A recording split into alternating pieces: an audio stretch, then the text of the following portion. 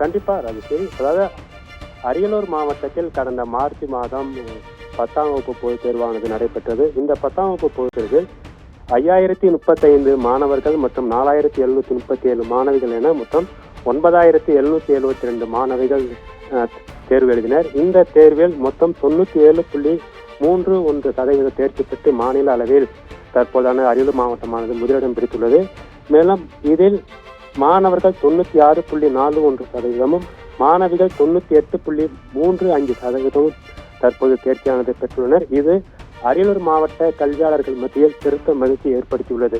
மேலும் கடந்த சில ஆண்டுகளாக குறைந்தது 5வது இடத்திற்கு மேல் இருந்த அரியலூர் மாவட்டம் தற்போது 10ஆம் வகுப்பு மற்றும் 12ஆம் வகுப்பு பொதுத் தேர்வில் தற்பொழுது முதல் 5 இடங்களில் பிடித்துள்ளது. குறிப்பாக 10ஆம் வகுப்பு பொதுத் தேர்வில் முதலிடமும் 12ஆம் வகுப்பு பொதுத் தேர்வில் 3ஆம் இடமும் பிடித்துள்ளது அரியலூர் மாவட்ட அளவில் மிகுந்த மகிழ்ச்சியை ஏற்படுத்தியுள்ளது.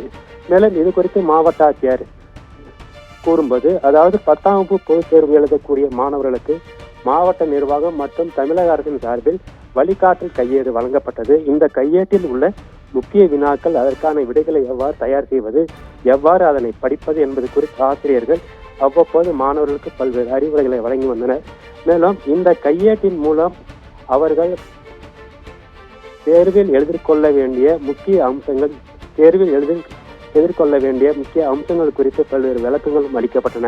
மேலும் இந்த கையேட்டின் மூலம் ஒவ்வொரு மாதமும் அந்தந்த பள்ளி தலைமை ஆசிரியர்களுக்கு பல்வேறு வழிகாட்டல் நிகழ்ச்சிகள் நடத்தப்பட்டு தேர்வில் மாணவர்கள் அதிக அளவில் தேர்ச்சி பெற வேண்டும் எனவும் உந்துதல் அளிக்கப்பட்டுள்ளது.